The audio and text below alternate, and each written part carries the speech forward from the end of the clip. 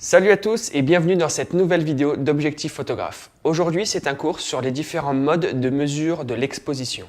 C'est important parce que ça va vous aider à faire des photos bien exposées, même dans des conditions difficiles comme le contre-jour.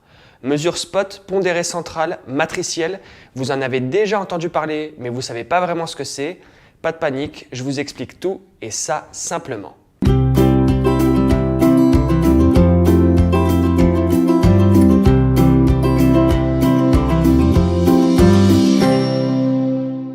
On va commencer par un petit rappel. Une bonne exposition photo, c'est quoi?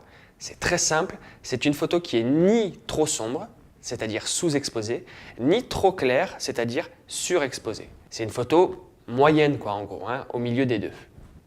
Quand vous êtes en priorité ouverture ou vitesse, pour arriver à cette bonne exposition, votre réflexe évalue la luminosité de la scène que vous allez photographier. Il fait donc ce qu'on appelle une mesure d'exposition et par rapport à cette mesure, il va déterminer certains paramètres. Prenons un exemple. Je me mets en priorité ouverture et que je règle sur F4. Donc, je rappelle le principe de la priorité ouverture, je choisis l'ouverture et l'ordinateur, votre réflexe, va choisir la vitesse. Comment votre réflexe calcule cette vitesse? Eh bien, à partir de la mesure de la quantité de lumière qu'il y a là où vous êtes, tout simplement. Si la scène que vous photographiez est ultra lumineuse, comme par exemple une plage en plein jour, eh bien votre appareil photo va vous donner une vitesse assez élevée, je pense.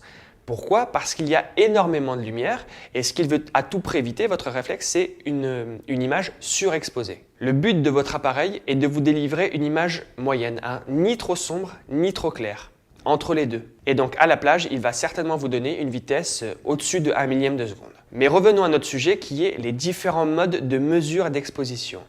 Eh bien, qu'est-ce que c'est? C'est tout simplement la manière dont votre réflexe calcule la quantité de lumière disponible. Je répète, les modes de mesure d'exposition, c'est tout simplement la manière dont votre appareil photo va calculer la luminosité de la scène que vous allez photographier. Mais voyons ça en image, ça va être plus parlant. Alors nous avons d'abord la mesure évaluative chez Canon ou la mesure matricielle chez Nikon. En gros, c'est à peu près le même principe. L'appareil va prendre en compte l'ensemble de l'image pour calculer l'exposition en fonction des différentes parties de votre scène. Vous voyez, il fait des divisions de votre scène.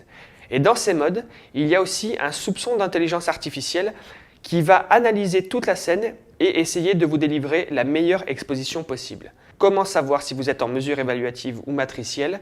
C'est très simple, je vous ai mis les petits icônes en haut à gauche et si vous avez ces petits icônes-là qui s'affichent, c'est que vous êtes en mesure évaluative ou matricielle. C'est le mode que je conseille dans 90% des cas car c'est le plus simple, c'est le plus polyvalent et souvent c'est le plus performant. Ensuite, nous avons la mesure sélective à prépondérance centrale ou pondérée centrale. Ce mode de mesure va prendre encore une fois l'ensemble de la scène, mais il va accorder une très grande importance au centre de l'image dans son calcul de luminosité. Enfin, nous avons la mesure spot. Donc ce mode mesure la luminosité d'une partie ultra précise du cadre, au centre. Pour le calcul, moins de 10% de la scène souvent est prise en compte. Ça dépend des marques, mais souvent c'est moins de 10% de la scène qui est prise en compte au centre de l'image. Et c'est un mode que l'on pourra utiliser pour gérer les contre-jours par exemple. Je vais vous montrer ça de suite. Pour cet exemple, je vais donc prendre ce bouquet de fleurs qui est à contre-jour. Donc là, nous avons une grande fenêtre qui donc fait que mon bouquet de fleurs par rapport à ma position est à contre-jour. Et je vais me mettre en priorité ouverture et en mode d'exposition évaluative. Et on va voir ce qui se passe. Donc voilà, priorité ouverture. On va se mettre à 2,8. Voilà, mode d'exposition évaluative. Et là, qu'est-ce qui se passe? Je vois bien que ma photo est sous-exposée, car c'est l'ensemble de l'image qui est prise en compte dans le calcul. Et comme il y a cette fenêtre qui envoie beaucoup de lumière, l'appareil photo, qu'est-ce qu'il fait? Il se dit attention, risque de surexposition d'une grande partie de l'image. Et comme le but de l'appareil photo, c'est de délivrer une image moyenne en termes d'exposition, il essaye que l'arrière-plan ne soit pas trop cramé. Et donc, conséquence de ça, c'est que mes fleurs, donc qui est vraiment le sujet de ma photo, est sous-exposée. Maintenant, je vais prendre la même photo, mais en mesure spot. Donc là, je vous renvoie à la notice de votre appareil photo. Je me mets en mesure spot et je vais prendre exactement la même photo. Et là, mes fleurs sont bien exposées. Et mon arrière-plan, il est surex. Ça, c'est certain. Mais ça ne fait rien parce que ce n'est pas mon sujet, l'arrière-plan. Mon sujet, c'est les fleurs. Pourquoi c'est bien exposé? Parce que la mesure d'exposition a été calculée par rapport au centre de l'image. Et on voit bien que le bouquet de fleurs est au centre de l'image. Maintenant, on va corser un petit peu les choses. Comme vous le savez, pour une bonne composition, il faut déporter son sujet sur une ligne de force et pas que son sujet soit au centre, comme sur mes photos précédentes. Et on va voir ce qui se passe donc si je déporte mon sujet sur la droite. Donc, je me remets en mesure évaluative. Voilà.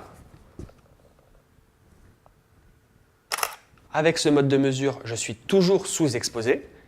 Je me remets en mode spot et je vais décaler mon sujet sur la droite.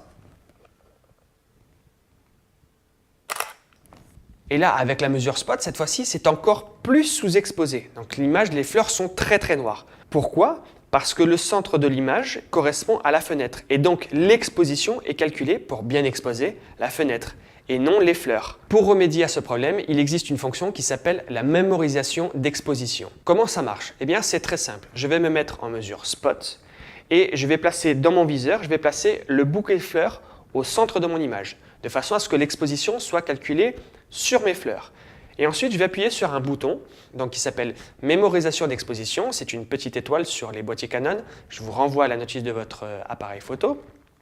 Et une fois que j'aurai appuyé sur ce petit bouton, l'exposition sera mémorisée.